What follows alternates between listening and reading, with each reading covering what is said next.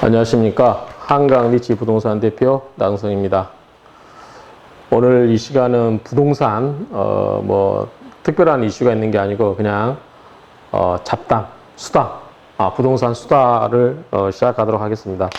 원래는 어제 우리 흑석동 부동산 사장님 몇 분을 모시고 하려고 했는데 다들 화면에 나오는 거 꺼려 하시고, 그 다음에 제가 강의를 하는 줄 아시고 오신 거예요. 같이 앉아서 이야기하고 부동산에 대해서 이야기하고 싶었던 건데, 제 강의를 들으러 오셔서, 그래서 제 강의가 아니고 수다방이다라고 했더니 돌아가셔가지고, 그냥 오늘은 저 혼자 우리 앞에 정선 실장하고 수다를 떨도록 하겠습니다.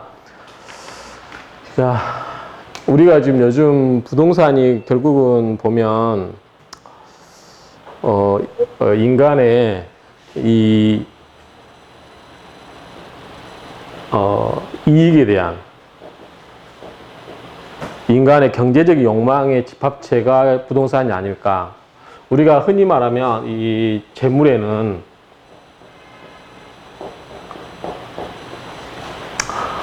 동산이 있잖아요. 동산이 있고, 뭐 자동차나 이런 거 동산이 있고, 그 다음에 부동산을 이렇게 나누죠. 근데 최근에 나왔던 게 이제 이것에 위해 이제 그게 뭐냐면 지재권, 지적재산이라고 하는 거, 지적재산.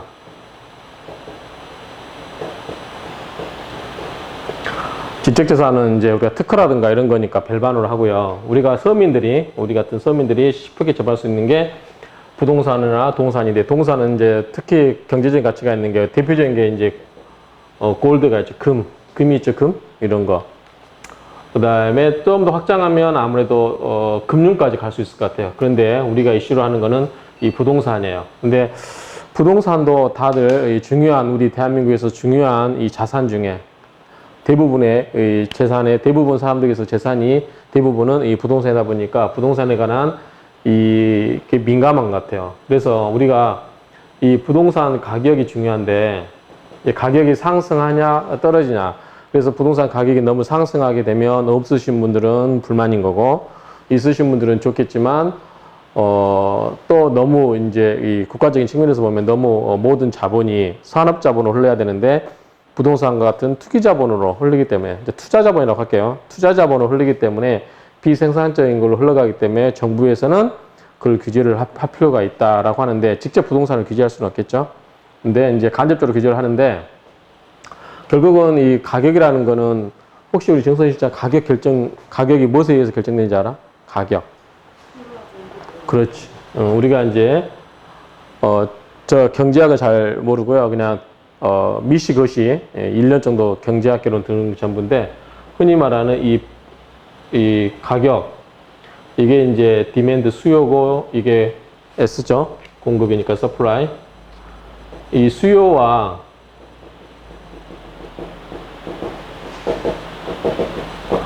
공급에 의해서 결정되는 건데, 이게 수요가 올라갈수록 가격이 올라가죠. 그런데 이제 정부에서 하고 싶은 건 이 수요를 내리고 싶은 거예요.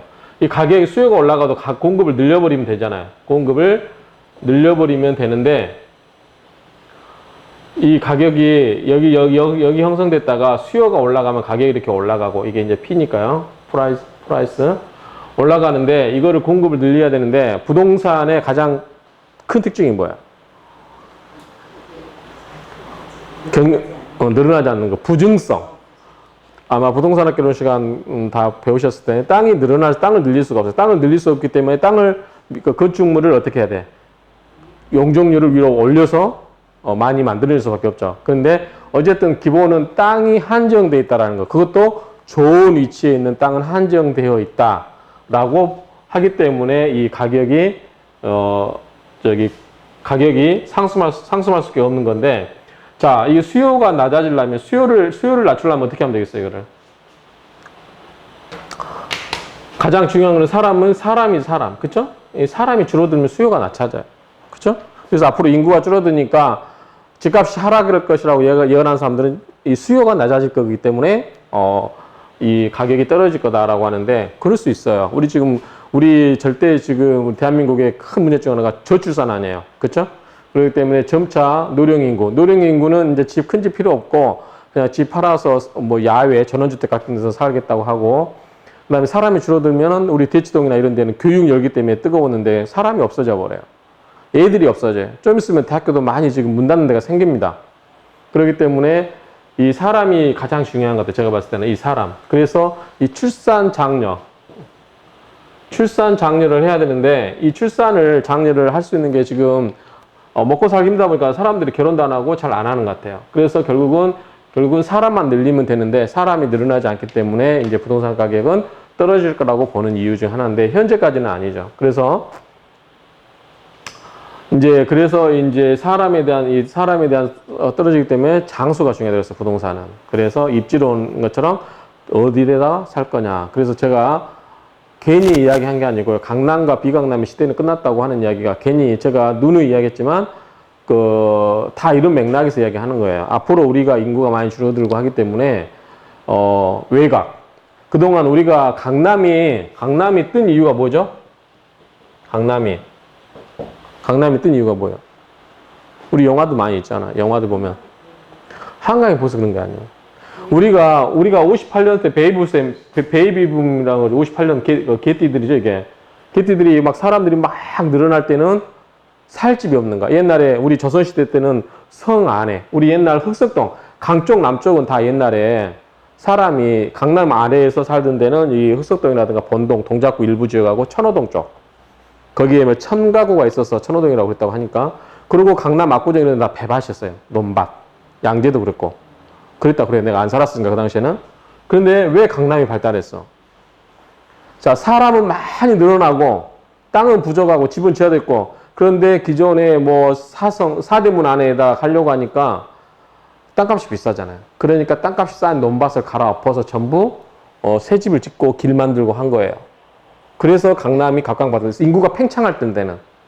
그래서 최근에 또 집이 부족하다고 하니까 뭐 2기 신도시, 뭐 3기 신도시 다 땅을 기존에 뭐 논답이라든가 그린벨트 이런 걸 전부 풀어서 이거를 집을 지을 수 있는 공간을 만들어주겠다는 거거든.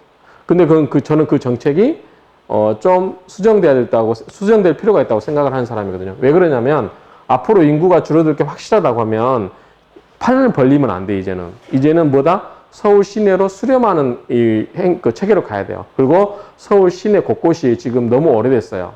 그러니까 그 지역을 개발을 해서 용적률을 올려주고 서울을 살려야 돼, 이제는.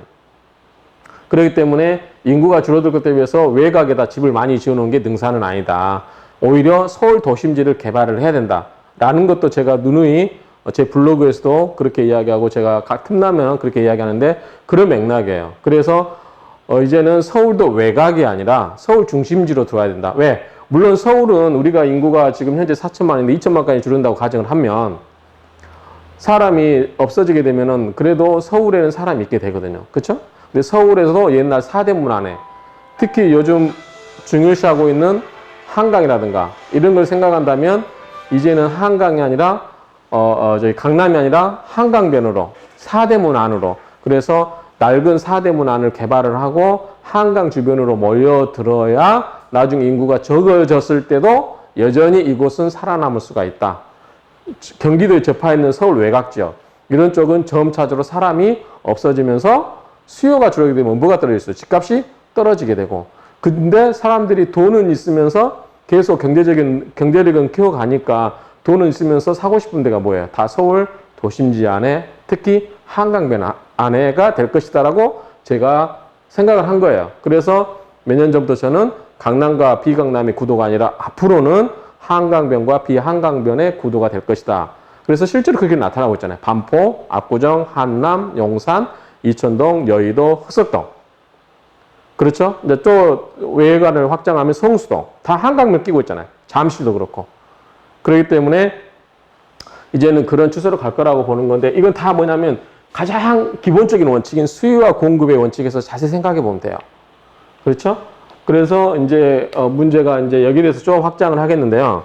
자, 정부는 이 수요를 뭐냐면 이 사람들이 집을 사는 거 뭐냐면 돈이 있어야 될 거 아니에요. 그런데 우리가 이제 경제학 시간에도 나오겠지만 부동산학개론에 무슨 효과가 있어요? 지렛대 효과. 지렛대 효과가 뭐예요? 이게 지렛대 효과인데 여기다 놨고 여기 내 자본은 요 까만색밖에 없는 거예요. 요 나머지가 대출이에요. 이걸 가지고 지렛대로 해서 이렇게 해서 내 재산 가치를 늘리는 거거든요. 그게 지렛대 효과잖아요. 그렇기 때문에 이 돈에 대한 흐름을 차단하겠다. 그게 뭐냐면 이제 정부에서 대출 규제하는 거예요. 그래서 저는 저번에 우리 부동산 소모임에서도 이야기했지만 집값 잡는 건 방법은 딱 한 가지다. 대출 확실하게 잡아버리면 집값 잡을 수 있다 그랬거든요.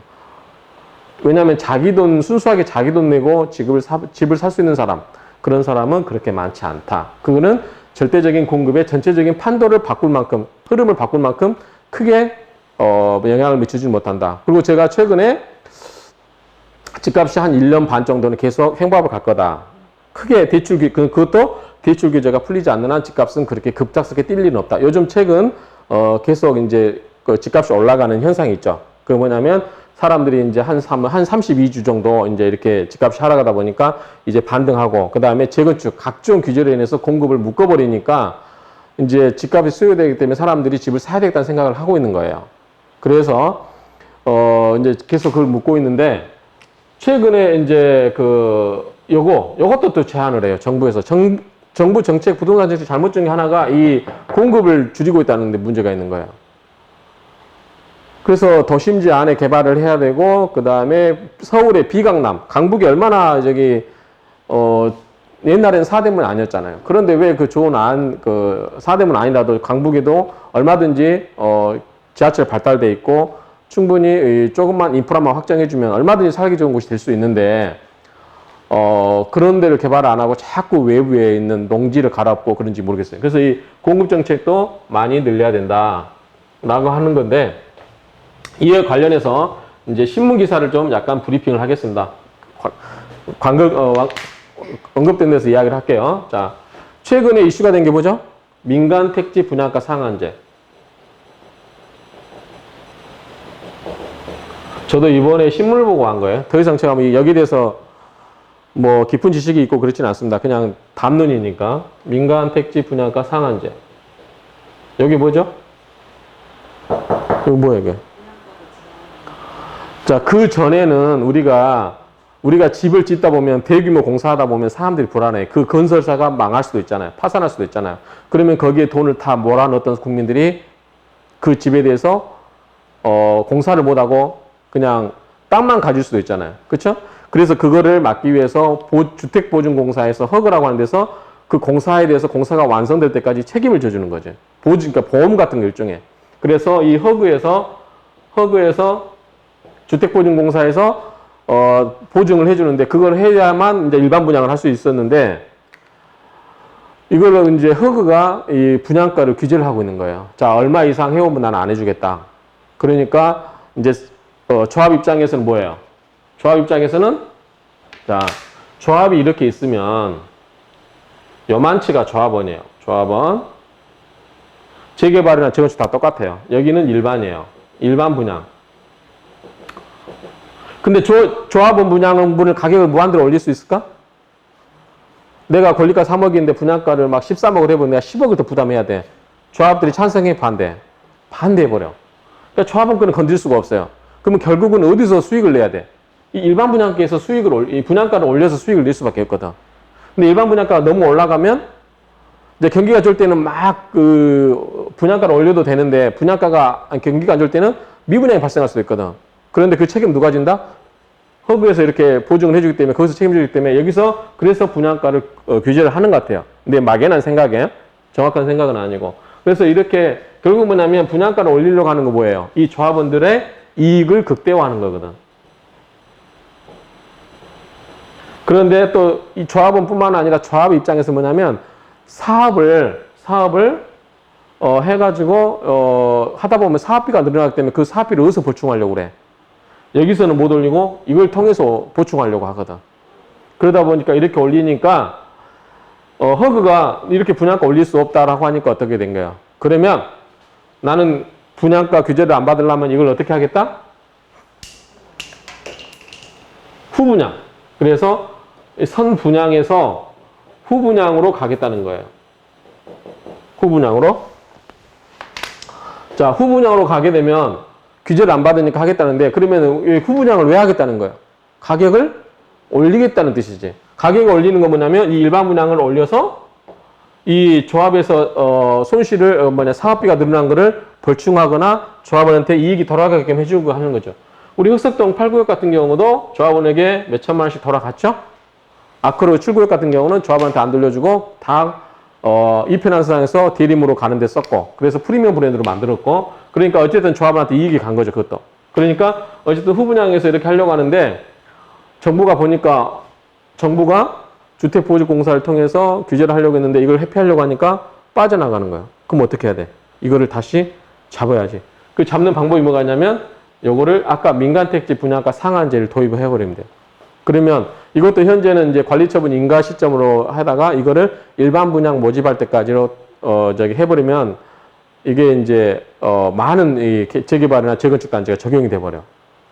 그래서 이 후분양제를 도입을 하려고 하니까 검토하겠다 그러니까 이제 선분양에서 후분양, 아니 정부가 민간택지를 여기 공개하는 게 민간택지 분양가 상한제를 하겠다라고 하니까 이 후분양을 고려하던 재개발 단지나 재건축 단지에서는 이제 좀 비상이 걸린 거지. 우리 흑석동에도 두 가지 신문기사 보면 두 개가 있었어요. 자, 3구역 재개발, 9구역 후분양을 고려하고 있었어.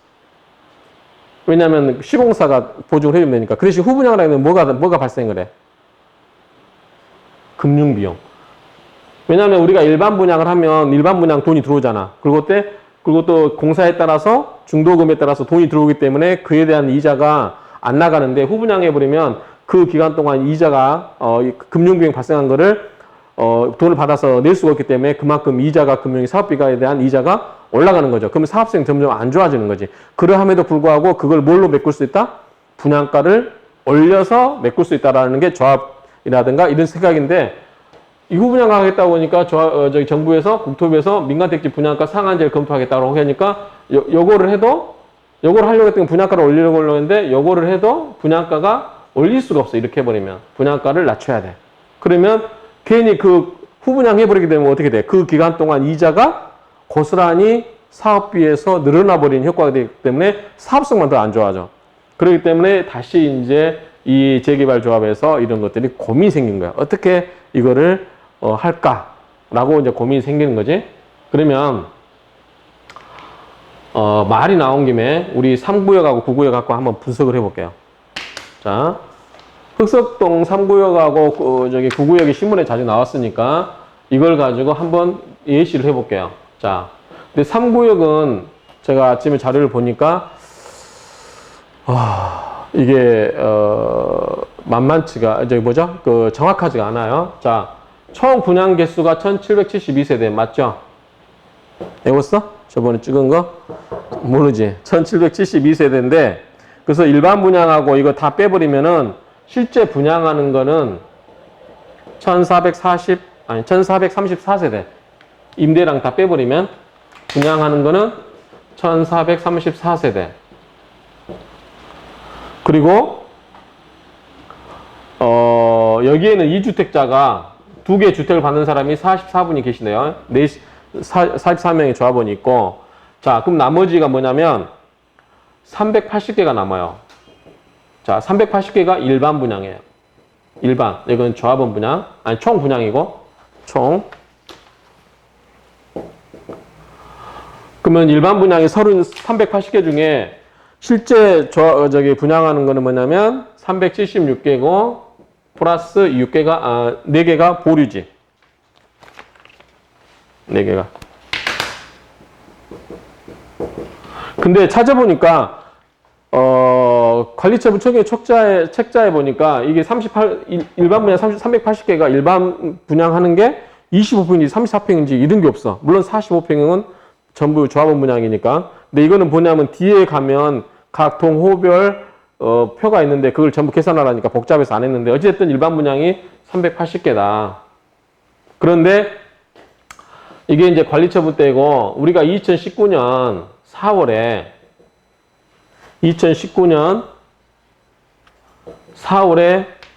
변경청회가 있었어요. 사업시행 변경청회가 있었는데 이때 제가 제 유튜브 찍어드렸어요. 3구역 한번 보시고요. 그 내용을 보면 크게 이제 그 주된 내용이 뭐냐면 사업비 증가예요. 사업비 증가. 사업비 증가. 자, 예를 들어서 3구역의 종전 자산 가격이 3,009억이에요. 3,009억. 그러고 여기에다가 이제 이게 종전 자산 가격이고 여기에다가 6,280억. 요게 사업비였어요. 그런데 분양에서 총 얻는 수익은 얼마냐? 9,466억이네. 9,466억. 제가 숫자에 약하다 보니까 좀 버벅거립니다. 그러니까 이렇게 하니까 비례율이 몇 프로냐면 대충 101점 몇 프로인가 될 거야 아마. 101점 몇 프로 될 거야 이렇게. 그런데 이 사업비를 어떻게 한다? 늘어났어요. 어떻게 늘어났냐? 6,280억에서 6,866억. 그래서 토탈 586억이 늘어났어요. 586억이 플러스 됐어요. 여기에 또 한 가지 제가 3구역 찍으면서 이야기했죠. GS가 시공사가 150억을 깎아줬어요. 공사비를. 그런데 저는 이거 석연찮아요. 정말 깎아준 걸까? 나중에 또 설계 변경 통해서 다시 올리지 않을까? 이건 지금 너무 비율이 낮아져요. 이렇게 해서 이거를 올려버리면 비율이 몇 프로까지 떨어지냐면 95.85%까지 떨어져 버려요. 95.85%, 100%가 안 됩니다. 이 사업비를. 그렇기 때문에 3구역에서는 이 585억, 154억 정도는 GS에서 부담한다고 하니까 그럼 좋다. 586억을 요거 일반 분양가를 통해서 일반 분양가를 증액해서 올리려고 해요. 그렇죠? 이렇게 하려고 해서 3구역이 후분양제를 논의했던 것 같아요. 이거는 뭐 조합 관계자를 만난 것도 아니고 조합원한테 만나서 그런 것도 아니고 제가 이 총회 책자하고 그 다음에 시나리오를 가지고 신문기사를 보고 추측하는 거예요. 이거는 시나리오입니다. 그래서 380개 중에 380개를 가격을 올려서 일반 분양가를 올리려고 하는데 문제가 있을 수 있어요. 자, 3구역에 2주택 받는 사람들은 몇 프로 할인해 줬어? 일반 분양가에. 5%. 그러면 2주택을 받는 사람이 44%예요. 아니, 44명이에요. 그럼 일반 분양가 올라가면 이 사람들도 어떻게 돼? 부담이 늘어나지. 그래서 일반 분양가를 올린다고 해서 이 내부 반발이 있지 않을까. 그런 생각도 들어요. 어찌됐든, 뭐 44명이니까 전체 조합원 수의 배우는 미미하긴 한데, 어쨌든 일반 분양가를 올리면 하는데, 자, 25평, 34평 나머지는 없으니까요. 40평대는 일반 분양이 없으니까 25평이 조합원 분양가가 얼마였죠? 어디 있지? 여기 비닐. 4억 7천이 되는데 일반 분양가가 5억 6천인가? 5억 9천? 크게 이야기해서 5억 8,800이니까 5억 9천이라고 할게. 5억 9천. 이게 일반 분양가. 이거는 조합원이고 이건 일반 분양가. 그 다음에 34평이 잠깐만 자료를 찾아오겠습니다.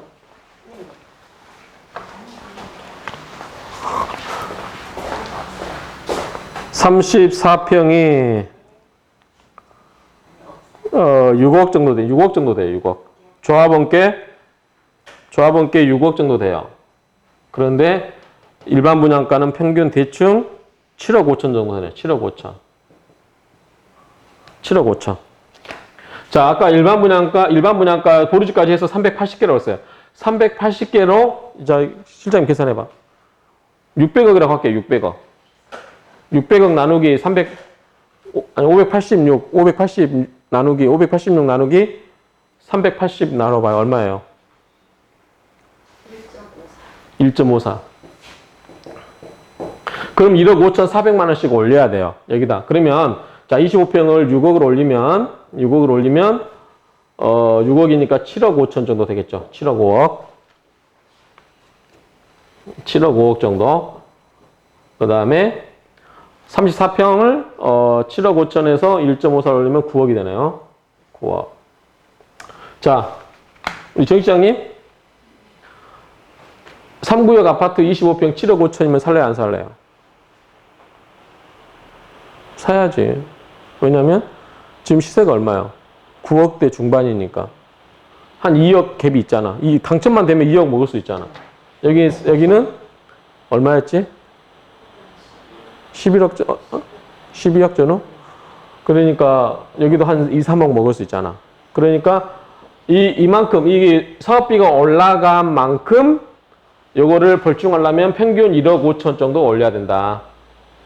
그런데 아까 시공사에서 이야기했던 것처럼 154억을 또 사업비로 증액을 돌려버리거나 또 추가로 뭐 하면서 공사비가 늘어난다든지 해가지고 올리면 넉넉 가서 한 2억 5천씩 더 올려버리면 실제로 분양가가 8억이 돼야 되고 2억 25평이 요거는 9억 5천이 돼야 된다. 그래도 일반 투자자 입장에서 일반 분양 받으실 분한테는 메리트가 있죠. 그렇죠? 아직까지는 메리트가 있는 것 같아. 그래서 1억 5천, 뭐 1억 5천 정도, 요거는 한 2억 5천, 2억 정도, 일반 분양이 받아도 조합원 상가하고 동일한 효과가 있다. 근데 조합원 거보다는 평균 얼마 정도 낮아야 돼? 5천 이상 낮아야 돼. 왜? 대부분 재개발 조합에서 그렇겠지만 대부분 일반 분양은 저층 또는 향이 안 좋거나 안 좋은 쪽 주거든. 내가 3구역 아침에 책자를 보니까 1층이 왜 이렇게 일반 분양이 많아? 1층. 2층은 조합원도 주는 것도 있는데 물론 여기 한 라인을 통으로 일반 분양 주는 데도 있어요. 근데 대부분 일반 분양은 조합원분에 비해서 좀 저렴하고 그 다음에 확장비 이런 게 안 들어가기 때문에 평균 확장비 2,800 정도 계산하고 뭐 층간 프리미엄 하면은 1억은 쌓아야 돼 최소. 그러면 자 이거는 현재 조합원께 요거를 8억으로 보고 324평을 9억 5천으로 올려야 현재 비율이 안 바뀐 상태에서 조합원이 그대로 간다고 전제했을 때 자 우리가 9.7억이었죠 조합원께 우리 현재 시세로 여기 얼마였지? 11억? 11억이었고? 11억 7? 5천? 12억? 자, 그러면 일반 분양에 대한 프리미엄이 어떻게 되냐? 자, 조합원 거보다는 싸야 돼요. 그러면 조합원이 9.7억이면은, 최소 조합원을 일반 분양권 환산했을 때는 이 9억 정도 돼야 되고, 자, 이거는 11억 정도. 그러면 결국은 뭐냐면 1억 5천 먹는 거예요. 일반 분양 입장에서는 1억 먹고. 이거는 그러니까 아까 결론은 이래요. 대충 계산한 거니까 정확한 건 아닌데 일반 분양 받으신 분들이 누릴 수 있는 현재 조합원들이 누리는 프리미엄을 계산해 보면 자 이거는 뭐냐면 조합에서 사업비 증액된 부분을 일반 분양가를 올려서 그 부분을 비례율 변경 없이 조합원한테 그대로 혜택이 가게끔 하면서 일반 분양을 했을 때 일반 분양이 누릴 수 있는 프리미엄은 현재 대충 1억에서 1억 5천 정도 된다. 이 정도 보면 될 것 같아요. 그러니까 이제 일반 분양 받으신 분들이 해야 되고 만약에 조합원들이 더 많이 올려가지고 조합원들의 입주 부담금을 좀 낮춰주라라고 하려고 하면 별로 메리트가 없어요. 그쵸? 피가 미미하다는 거, 이 정도 이야기하면 될 것 같아요. 제 막연한 추측이니까, 이제, 구체적인 거는 디테일하게 여러분들이 숫자를 갖고 평가를 하셔야 돼요. 판단을 해보셔야 돼요. 막연하게 이야기하는 거니까. 그럼 9구역 한번 볼까요? 9구역. 9구역이 1534세대인가? 몇 세대지? 1536세대. 일반 분양이 몇 개지? 모르지? 조사해놨지. 365개. 365개요. 자, 이 9구역은 그래도 이게 평형을 다 조사를 해놨더라고. 자, 25평은 몇 개냐면, 보류지 합쳐서 303개예요. 34평, 51개.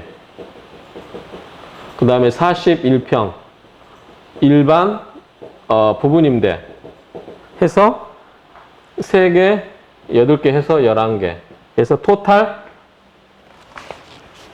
365개입니다. 365개. 현재 비례율이 비례율이 몇 프로인지 알지? 118.53%죠? 비례율이 118.53%. 자, 9구역은 아직까지는 뭐 사업비에 대한 구체적인 뭐 증액하는 그런 내용이 없기 때문에 모르겠는데, 자, 구구역을, 자, 볼게요. 구구역에 보면 25평 있고, 34평 있고, 40평, 1평 있는데, 자, 25평이 조합원 분양가가 얼마죠? 5억 7천. 자, 아까 그 3구역보다 1억씩 비싸요. 3구역은 4억 7천이었는데, 9구역은 5억 7천이라는 거. 일반 분양가가 7억 5천. 그 다음에, 34평은 조합원께 7억 4천5백이니까 7억 5천. 일반 분양가가 10억 초반인가? 10억 3천? 10억 8백? 그러니까 10억 8백. 그냥 10억 천이라고 할게요. 그냥 10억이라고 10억이라고 할게요. 10억 천이니까. 그 다음에 40평대가 조합원께 8억 9천? 8천. 일반 분양가 12억.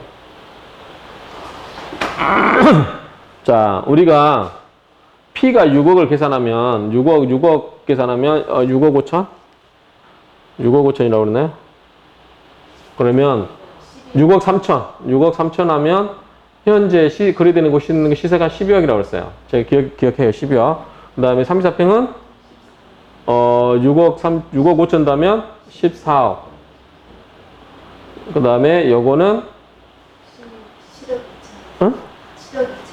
7억 2천이니까 16억.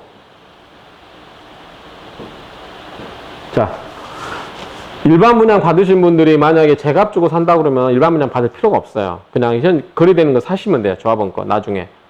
굳이 저층 안 좋은 거 받을 필요가 없죠. 가격이 비싸다 그러면. 그러면 자, 일반 분양하고 조합원 분양가 프리미엄을 계산해 볼까요? 자, 12억 정도. 근데 이것도 여기서 1억씩 빼야 돼요. 조합원 거는 좋은 거니까 여기서 1억씩 빼버리면 11억, 13억. 이거는 더 뺄게요. 대형 평형이니까 2억 뺄게요. 14억. 요거는 1억 5천 빼야 되겠네. 34평이니까. 그러면 12억 5천. 자, 요 조정가예요. 조정한 가격에서 빼버리면 얼마죠? 3억 5천. 요거는 2억 5천. 요거는 2억.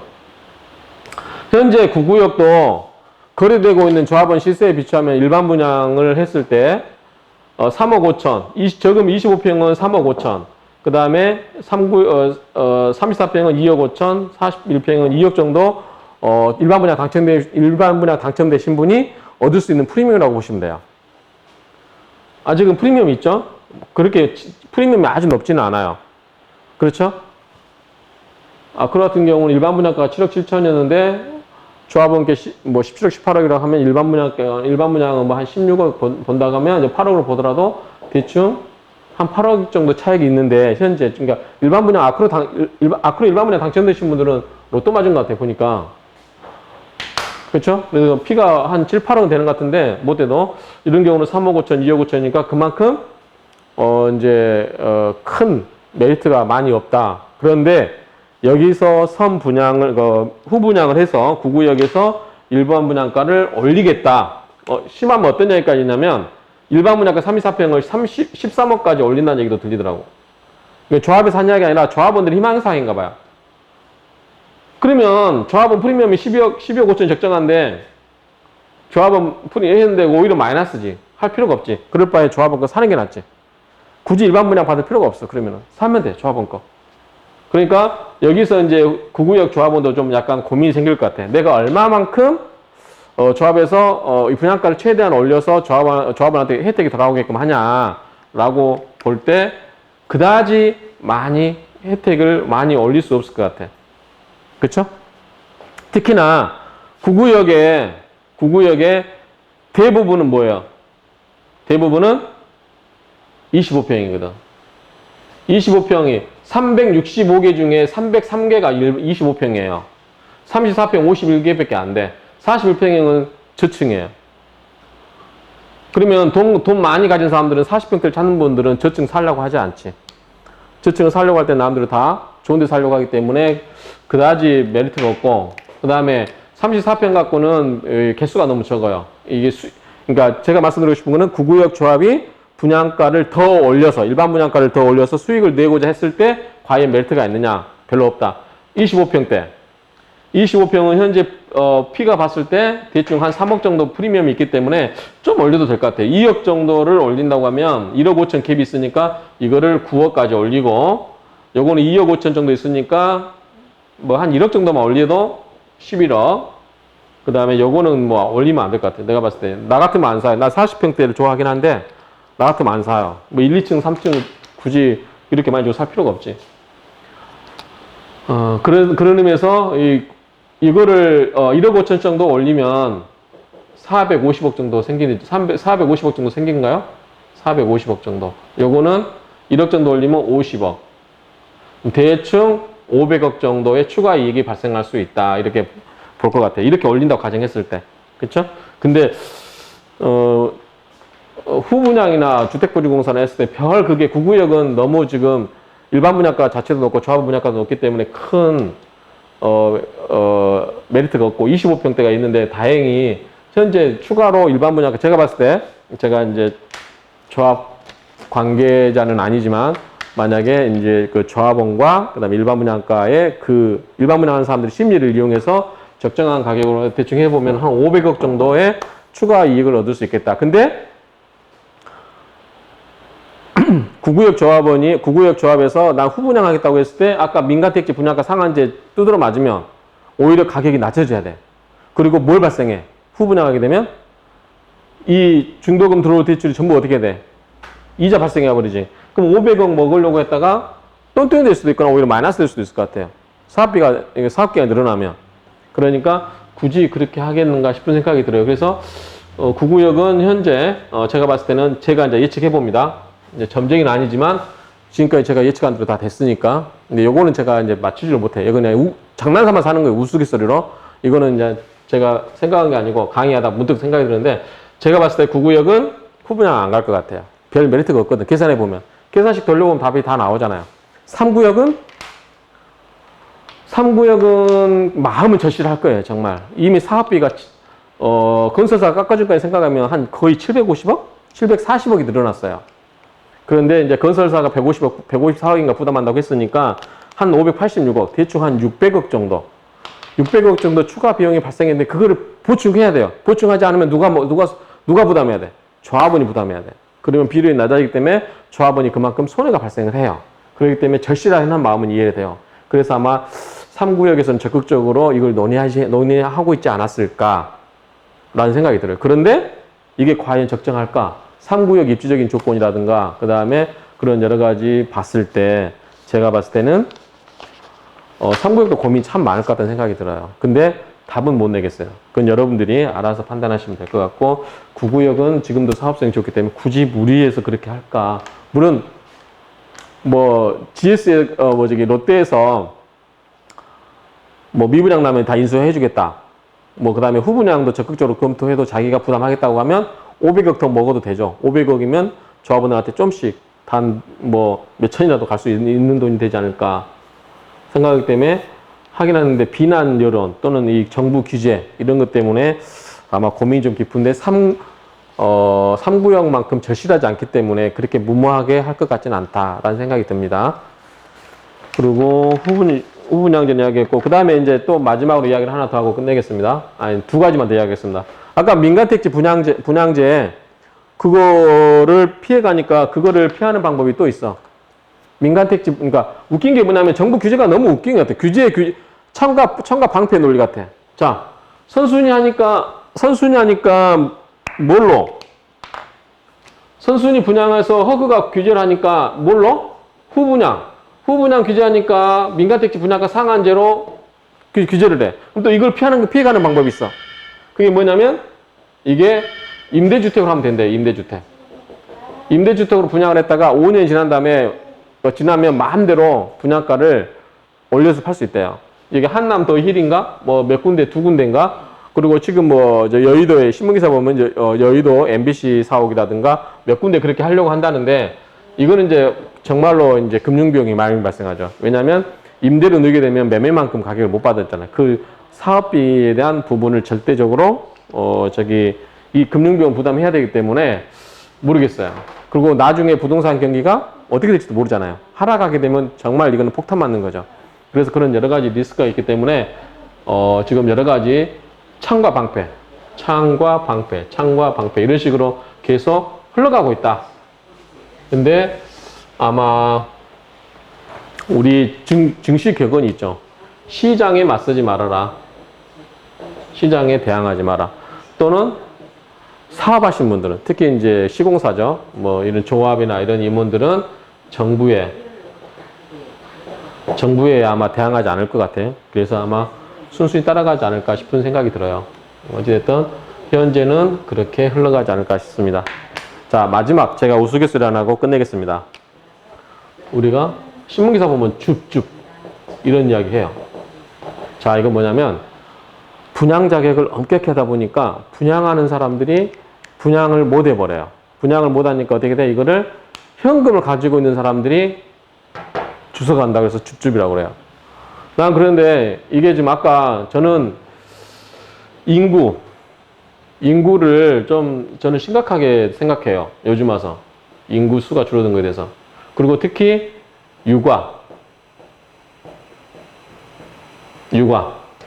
애 키우는 거.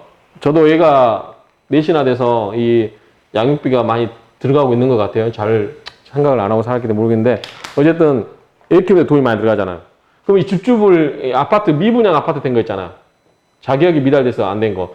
이거를 여성부라든가 이런 데서 뭐 육아 관련된 그런 부서를 하나 만들어서 자금은 국가 세금 모아서 이거를 그런 사람들한테 받게 해주는 거예요. 분양대금도 대신 내주고 그 다음에 이런 사람은 특별히 전매도 허용해 주는 거죠. 전매도. 그 다음에 세금도 양도세를 면제해 준다든지 감액을 해주는 거예요. 그러면 프리미엄이 예컨대 5억짜리다. 그러면 국가에서 돈 들여서 분양받게 해주고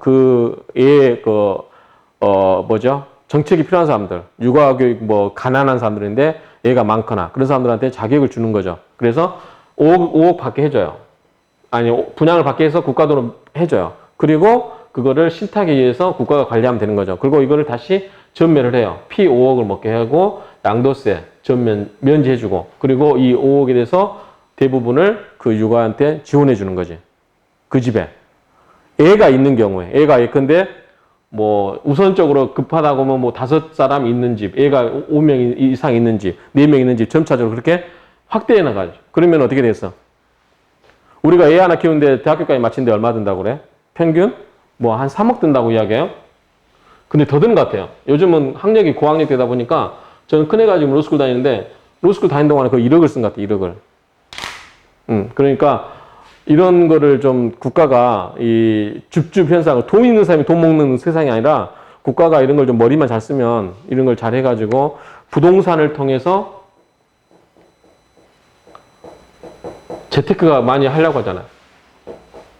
이 재테크를 하려고 하는데 이걸 통해서 그 애를 낳게끔 하는 정책을 부동산을 통해서 하면 어떨까 이런 식으로 예컨대 부동산 일반 분양분에 대한 그거를 일정 부분을 우리가 임대주택을 받아가지고 없는 사람들 하는 것처럼 일정 부분의 그 차익을 국가가 회수해서 특정 목적을 위해서 회수해서 그거를 아이 육아 정책에 애를 많이 낳고 그다음에 미혼모들 있잖아요. 미혼모들 애 낳고 힘들게 알바해가면서 애 키우는 집들.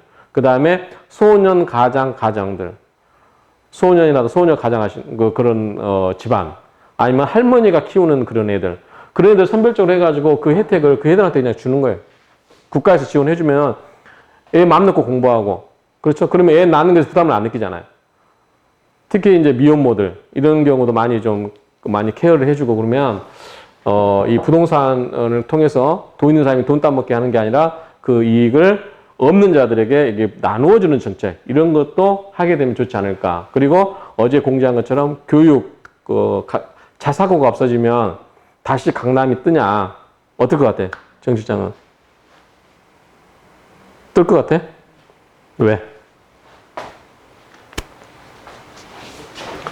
여전히 사람들이 교육에 대한 열망이 강할까?